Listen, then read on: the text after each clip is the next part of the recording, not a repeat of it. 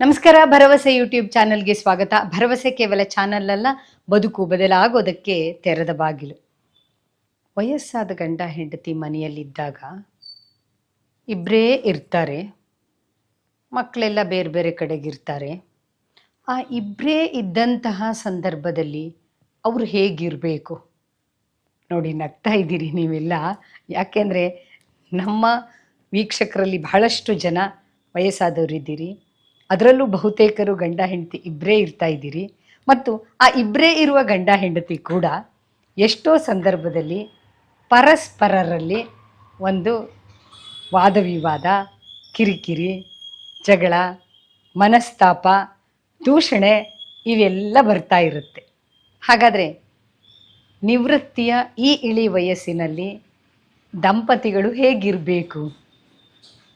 ನಾನು ಹೇಗೆ ಹೇಳಕ್ಕೆ ಸಾಧ್ಯ ಇದನ್ನೆಲ್ಲ ಅಂತ ನಿಮ್ಗನ್ಸುತ್ತೆ. ನಮ್ಮ ಪ್ರಾಫಿಟ್ ಪ್ಲಸ್ ಪತ್ರಿಕೆಯಲ್ಲಿ ಭರವಸೆ ಎನ್ನುವುದೊಂದು ಅಂಕಣ. ಈ ಅಂಕಣದಲ್ಲಿ ಓದುಗರೊಬ್ಬರು ಕೇಳಿದಂತಹ ಪ್ರಶ್ನೆಗೆ ಡಾಕ್ಟರ್ ಉಷಾ ವಸ್ತಾರಿ ಅವರು ಕೊಟ್ಟಂತಹ ಉತ್ತರ ಇದೆ. ನಾನು ಪ್ರಶ್ನೆಯನ್ನೂ ಓದುತ್ತೀನಿ, ಉತ್ತರವನ್ನೂ ಕೂಡ. ಪ್ರಶ್ನೆ ಹೀಗಿದೆ: ನಾವು ವಯಸ್ಸಾದ ದಂಪತಿ, ಇಬ್ಬರಿಗೂ 70 ವರ್ಷದ ಮೇಲಾಗಿದೆ. ಮನೆಯಲ್ಲಿ ಗಂಡ ಹೆಂಡತಿ ಇಬ್ಬರೇ ಇದ್ದೇವೆ. ಮಕ್ಕಳು ಬೇರೆ ಊರಿನಲ್ಲಿ ಇದ್ದಾರೆ. ನಾವಿಬ್ಬರೂ ನಮ್ಮದೇ ಆಸಕ್ತಿ ಬೆಳೆಸಿಕೊಂಡು ನಿವೃತ್ತಿ ಜೀವನ ಕಳೆಯುತ್ತಿದ್ದೆವು. ಆದರೆ ಇತ್ತೀಚೆಗೆ ನಾವು ಹೆಚ್ಚಿಗೆ ಹೊರಗಡೆ ಹೋಗುತ್ತಿಲ್ಲ. ಸಣ್ಣ ಪುಟ್ಟ ಆರೋಗ್ಯದ ತೊಂದರೆ ಕಾಣಿಸಿಕೊಂಡಿದೆ. ಹೊರಗೂ ಹೋಗದೆ ಮನೆಯಲ್ಲೇ ಇಬ್ಬರೂ ಇರುವಾಗ ಎಷ್ಟೋ ಸಂದರ್ಭದಲ್ಲಿ ಕಿರಿಕಿರಿ ಆಗಿದ್ದಿದೆ. ನಮ್ಮ ಯಜಮಾನರು ಏನು ಮಾಡಿದರೂ ಸದಾ ಆಕ್ಷೇಪಿಸುತ್ತಾರೆ. ಜೋರಾಗಿ ಟಿವಿ ಹಾಕಿಕೊಂಡಿರುತ್ತಾರೆ. ಸರಿಯಾದ ರೀತಿಯಿಂದ ವೇಳೆ ಕಳೆಯಬಾರದೆ ಎಂದು ನನಗೆ ಅನ್ನಿಸಿ ಹೇಳಿದರೆ ಕೋಪಿಸಿಕೊಳ್ಳುತ್ತಾರೆ.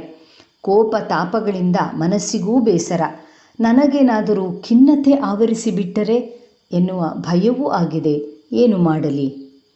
ಈ ಪ್ರಶ್ನೆಗೆ ಯೋಗಕ್ಷೇಮದ ಸ್ಥಾಪಕರು, ನ್ಯೂರೋಸೈಂಟಿಸ್ಟ್ ಆಗಿರುವಂತಹ ಡಾಕ್ಟರ್ ಉಷಾ ವಸ್ತಾರಿಯವರು ಕೊಟ್ಟಂತಹ ಉತ್ತರ ಹೀಗಿದೆ: ನಿಮ್ಮ ಪ್ರಶ್ನೆ ಈಗಿನ ಸಂದರ್ಭಕ್ಕೆ ಅತ್ಯಂತ ಸೂಕ್ತವೂ ಗಹನವೂ ಹಾಗೂ ಬಹಳಷ್ಟು ಜನರ ಅನುಭವವೂ ಆಗಿದೆ. ಪ್ರತಿನಿತ್ಯದ ಬದುಕಿನಲ್ಲಿ ಎಲ್ಲರೂ ಎದುರಿಸುವ ಸನ್ನಿವೇಶ ಇದಾದರೂ ಇದನ್ನು ಅಷ್ಟು ಸರಳವಾಗಿ ಅರ್ಥ ಮಾಡಿಕೊಂಡು ಬದಲಾವಣೆ ತಂದುಕೊಳ್ಳುವುದು ನಿಜಕ್ಕೂ ಒಂದು ಸವಾಲು. ಬದಲಾದ ಕುಟುಂಬ ವ್ಯವಸ್ಥೆಯಲ್ಲಿ ಇಂತಹ ಸವಾಲುಗಳನ್ನು ಎದುರಿಸುವುದು ಸಹಜವಾಗುತ್ತಿದೆ. ಈ ಪರಿಸ್ಥಿತಿಯನ್ನು ಮೂಲಭೂತವಾಗಿ 2 ರೀತಿಗಳಿಂದ ನೋಡಬೇಕು. ಯೋಗಕ್ಷೇಮದ ಅತ್ಯಂತ ಮಹತ್ವದ ಆಶಯ, ಯೋಗಕ್ಷೇಮದ ಸಿಗ್ನೇಚರ್ ಎಂದೇ ಹೇಳಬಹುದಾದ, ನಾವು ಜೀವಿಸಿರೋದು ವಿಕಸಿಸುವುದಕ್ಕೆ. ವಿಕಸನ ನಮ್ಮೆಲ್ಲರ ಆಯ್ಕೆ. ಹೀಗೆ ನಾವು ಒಟ್ಟಾರೆ ಪರಿಸ್ಥಿತಿ ನೋಡಿದಾಗ ನಾವು ನೋಡುವ ರೀತಿಯೇ ಬದಲಾಗುತ್ತದೆ.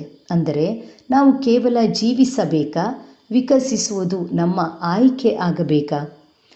ನಮಗೆ ಸಮಸ್ಯೆಗೆ ಪರಿಹಾರ ಸಿಗಬಹುದು, ಆದರೆ ನಾವು ಆ ಸನ್ನಿವೇಶದಿಂದ ಬೆಳೆಯುತ್ತೇವಾ? ಇದು ಬಹಳ ಮುಖ್ಯ. ನಿಮ್ಮ ಪ್ರಶ್ನೆಯನ್ನೇ ಈಗ ನೋಡೋಣ.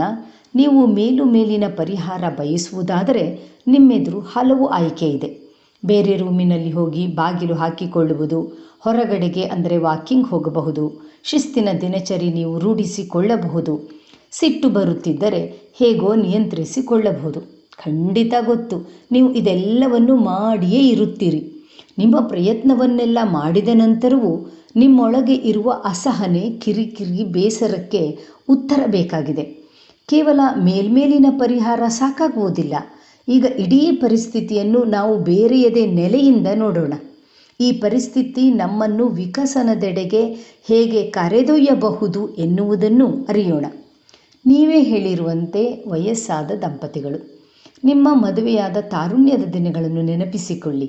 ಯಾವಾಗ ಆಫೀಸು ಮುಗಿಸಿಕೊಂಡು ಮನೆಗೆ ಬರುತ್ತೇವೋ, ಒಬ್ಬರನ್ನೊಬ್ಬರು ನೋಡಲು, ಮಾತನಾಡಲು ಕಾತರಿಸುವ ಒಂದು ಖಾಸಗಿಯಾದ ಸಮಯ ಬೇಕೆಂದು ನೀವಿಬ್ಬರೂ ಹಾತೊರೆಯುತ್ತಿದ್ದ ದಿನಗಳನ್ನು ನೆನಪಿಸಿಕೊಳ್ಳಿ. ನಿಮ್ಮ ಕಣ್ಣೆದುರು ಆಗ ಇದ್ದ ಗುರಿ, ಕನಸುಗಳನ್ನು ನೆನಪಿಸಿಕೊಳ್ಳಿ. ಎಲ್ಲಿ ಹೋಯಿತು ಅಷ್ಟು ತೀವ್ರವಾದ ಪ್ರೀತಿ? ಈಗಲೂ ಪ್ರೀತಿ ಇದೆ, ಆದರದು ಪಕ್ವ ಆಗಬೇಕಾಗಿದೆ. ಒಳಗೆ ಇರುವ ಪ್ರೀತಿಯ ಅಭಿವ್ಯಕ್ತಿ ಆಗಬೇಕು. ನಮ್ಮ ಕುಟುಂಬ ವ್ಯವಸ್ಥೆ ಸಂಪೂರ್ಣ ಬದಲಾಗಿದೆ. ನಾವು ಬದುಕುವ ರೀತಿ ಬದಲಾಗಿದೆ. ಮೊದಲಿನ ಹಾಗಿಲ್ಲ. ಮನೆಯಲ್ಲಿ ಈಗ ಇಬ್ಬರೇ ಇರುವುದು ಸಹಜವಾಗಿದೆ. ಈಗ ಇಬ್ಬರೇ ಇರುವಾಗ ಪರಸ್ಪರರ ಪ್ರೀತಿಯ ಅಭಿವ್ಯಕ್ತಿ ಹೇಗೆ? ಸಮಾನ ಆಸಕ್ತಿಗಳನ್ನು ಇಬ್ಬರೂ ರೂಢಿಸಿಕೊಳ್ಳುವುದು, ಒಬ್ಬರ ಬಗೆಗೆ ಅವರ ಮಾತುಗಳ ಬಗೆಗೆ ಇನ್ನೊಬ್ಬರು ಅಷ್ಟೇ ಆಸ್ಥೆ ವಹಿಸುವುದು, ಇಬ್ಬರೂ ಕುಳಿತು ಟಿ ವಿ ನೋಡುವುದು ಇರಬಹುದು, ಏನಾದರೂ ಓದುವುದು, ಹೀಗೆ. ಇಷ್ಟೇ ಅಲ್ಲ, ಪರಸ್ಪರರಿಗೆ ಅವರದ್ದೇ ಆದ ವೈಯಕ್ತಿಕ ಸಮಯವೂ ಬೇಕು, ಅದು ಅಷ್ಟೇ ಮುಖ್ಯ. ತಮಗೆ ಬೇಕಾದವರ ಜೊತೆ ಫೋನಲ್ಲಿ ಮಾತನಾಡುವುದು ಇತ್ಯಾದಿ. ಒಟ್ಟಿಗೆ ಯೋಗ, ನಡಿಗೆ, ಪಗಡೆ, ಚೌಕಾಬಾರದಂತಹ ಆಟಗಳನ್ನು ಆಡುವುದು, ಹೀಗೆ. ಏನೂ ಕೆಲಸ ಇಲ್ಲದೆ ಖಾಲಿ ಇರುವುದು ಸ್ಟ್ರೆಸ್ಗೆ ಕಾರಣ ಆಗುತ್ತದೆ. ಏನೂ ಕೆಲಸ ಇಲ್ಲದೆ ಇರುವುದು ಡಿಪ್ರೆಷನ್ಗೂ ಕಾರಣ ಆಗಬಹುದು. ಆರಾಮವಾಗಿ ಇದ್ದೇನೆ, ಏನೂ ಕೆಲಸ ಇಲ್ಲ ಎನ್ನುವ ಮನಸ್ಥಿತಿ ಬೇಡ. ಬೋರ್ಡಮ್ ಸ್ಟ್ರೆಸ್ಗೆ ಕಾರಣ ಆಗುವುದನ್ನು ಮರೆಯಬಾರದು. ನ್ಯೂರೋಸೈನ್ಸಿನ ಒಂದು ವಿಭಾಗವೇ ಆದ ಪಾಸಿಟಿವ್ ಸೈಕಾಲಜಿಯ ನೆಲೆಯಿಂದ ಹೇಳುತ್ತಿರುವೆ, ಸಂತೋಷದಿಂದ ಇರುವುದಕ್ಕೆ ಮುಖ್ಯವಾಗಿ ದೂಷಿಸುವುದನ್ನು ಬಿಡಬೇಕು. ಬೇರೆಯವರನ್ನು ತಿದ್ದುವುದು ಕಷ್ಟ, ಬೇರೆಯವರನ್ನು ಬದಲಿಸುತ್ತೇವೆ ಎನ್ನುವುದು ವ್ಯರ್ಥ ಪ್ರಯತ್ನ. ಬದಲಾಗಬೇಕಾದವರು ನಾವು.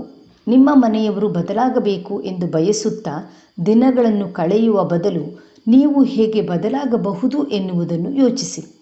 ನಾವು ಖುಷಿಯಾಗಿ ಇರುವುದಕ್ಕೆ ನಾವು ಮೈಂಡ್ಫುಲ್ ಆಗಿರಬೇಕು. ಅಂದರೆ ಯಾವುದೇ ಪೂರ್ವಗ್ರಹವೂ ಇಲ್ಲದೆ ಏನು ಮಾಡುತ್ತಿದ್ದೇವೋ ಅದರಲ್ಲಿಯೇ ಸಂಪೂರ್ಣ ಮನಸ್ಸನ್ನು ಇಡುವುದು. ನಾವು ಏನೋ ಕೆಲಸ ಮಾಡುತ್ತೇವೆ, ಆದರೆ ಮನಸ್ಸು ಇನ್ನೆಲ್ಲಿಯೋ ಇರುತ್ತದೆ. ದೇಹ ಮತ್ತು ಮನಸ್ಸು ಒಂದೆಡೆಗೆ ಇರುವುದು ಮೈಂಡ್ಫುಲ್ ಆಗಿ ಇದ್ದಾಗ. ಈಗ ಈ ವಯಸ್ಸಿನಲ್ಲಿ ಸಣ್ಣ ಪುಟ್ಟ ಆರೋಗ್ಯದ ಸಮಸ್ಯೆ ಇದ್ದರೂ ಕೂಡ ನೀವಿಬ್ಬರೂ ನಿಮ್ಮ ಕೆಲಸಗಳನ್ನು ಮಾಡಿಕೊಳ್ಳುತ್ತಿದ್ದೀರಿ. ಪರಸ್ಪರರು ಒಬ್ಬರನ್ನೊಬ್ಬರು ಹುರಿದುಂಬಿಸಿ ಉತ್ತೇಜಿಸುವ ಹಾಗೆ ಇದ್ದಾಗ ಇಳಿ ವಯಸ್ಸು ಕೂಡ ಸೊಗಸೆ. ಸಕಾರಾತ್ಮಕ ಆಲೋಚನೆಗಳು ಬಹಳ ಅಗತ್ಯ. ಇಂತಹ ಆಲೋಚನೆಗಳು ಹೆಚ್ಚಾಗಿ ಬರುವುದಕ್ಕೆ ಒಂದು ಸರಳ ಸೂತ್ರ ಏನೆಂದರೆ ಕೃತಜ್ಞತೆಯ ಭಾವನೆಯನ್ನು ಹೊಂದುವುದು. ನಾವು ಹೊಂದಿರುವ ಎಲ್ಲವುಗಳ ಬಗೆಗೂ ಕೃತಜ್ಞತೆಯ ಭಾವನೆಯನ್ನು ಹೊಂದಿರುವಾಗ, ನಾವು ಕೃತಜ್ಞತಾ ಮನೋಭಾವ ಹೊಂದಿರುವಾಗ ನಾವು ಹೆಚ್ಚು ಖುಷಿಯಾಗಿ ಇರುತ್ತೇವೆ. ಆಂತರಿಕವಾಗಿ ನಾವು ಶಾಂತಿ, ಸಮಾಧಾನ, ಪ್ರೀತಿ, ಸಮಚಿತ್ತತೆಯ ಉತ್ತಮ ಭಾವನಾತ್ಮಕ ಸ್ಥಿತಿ ಹೊಂದಿರುತ್ತೇವೆ. ಇದೇ ವಿಕಸನದ ಆರಂಭವಾಗಲಿದೆ. ನಮ್ಮ ಸಂಬಂಧಗಳು ಸುಧಾರಿಸಲು, ನಾವು ಸಂತೋಷದಿಂದ ಇರಲು ಇದೆಲ್ಲವೂ ಸಹಕಾರಿ ಆಗಲಿದೆ. ಈ ಉತ್ತರ ಕೇವಲ ಒಬ್ಬರಿಗೆ ಮಾತ್ರವಲ್ಲ, ಪತಿ ಪತ್ನಿ ಇಬ್ಬರಿಗೂ ಬೇಕಾಗಿದೆ. ಇಳಿ ವಯಸ್ಸಿನ ದಾಂಪತ್ಯ ಮಾತ್ರವಲ್ಲ, ಎಲ್ಲ ಸಂಬಂಧಗಳಿಗೂ ಅನ್ವಯಿಸುತ್ತದೆ. ಇಳಿ ವಯಸ್ಸನ್ನು ಸಹ್ಯವಾಗಿಸಿಕೊಳ್ಳೋದು ಒಂದು ದೊಡ್ಡ ಸವಾಲು. ಖಂಡಿತವಾಗಿಯೂ ಹೌದು. ಯಾಕೆಂದರೆ ಇಳಿ ವಯಸ್ಸಿನಲ್ಲಿ ಬರುವಂತಹ ದೈಹಿಕ ತೊಂದರೆಗಳ ಜೊತೆಗೆ ಮಾನಸಿಕವಾಗಿಯೂ ಹಿಂಸೆಯನ್ನು ಅನುಭವಿಸುವ ಸಂದರ್ಭ ಬಂದಾಗ ಇಳಿ ವಯಸ್ಸು ಇನ್ನಷ್ಟು ಯಾತನಾಮಯ ಆಗಿಬಿಡಬಹುದು. ಇಳಿ ವಯಸ್ಸನ್ನು ಅರ್ಥಪೂರ್ಣವಾಗಿಸಿಕೊಳ್ಳೋದಕ್ಕೆ ಎಫರ್ಟ್ ಹಾಕಲೇಬೇಕು. ಅಂತಹ ಎಫರ್ಟ್ ಯಾವುದು? ನಾವು ಹಲವಾರು ವಿಡಿಯೋಗಳ ಮೂಲಕ ಅದನ್ನು ಹೇಳ್ತಾ ಬಂದಿದ್ದೀವಿ. ಭರವಸೆ ಹೀಗೆ ಸಣ್ಣ ಸಂಗತಿಗಳ ಮೂಲಕವೇ ಒಂದು ಗುಣಮಟ್ಟದ ಜೀವನವನ್ನು ನಾವು ಹೇಗೆ ಹೊಂದಬಹುದು ಅನ್ನೋದನ್ನೇ ಹೇಳ್ತಾ ಬಂದಿದೆ. ಭರವಸೆಯ ಈ ಕುಟುಂಬಕ್ಕೆ ಇನ್ನೂ ಬಹಳಷ್ಟು ಜನರನ್ನು ಕರೆತನ್ನಿ. ಸಬ್ಸ್ಕ್ರೈಬ್ ಮಾಡಿಸಿ, ಶೇರ್ ಮಾಡಿ, ಬಂಧು ಮಿತ್ರರ ಜೊತೆಗೆ ಹಂಚ್ಕೊಳ್ಳಿ, ಕಮೆಂಟ್ ಮಾಡೋದನ್ನು ಮರಿಬೇಡಿ. ನಮಸ್ಕಾರ.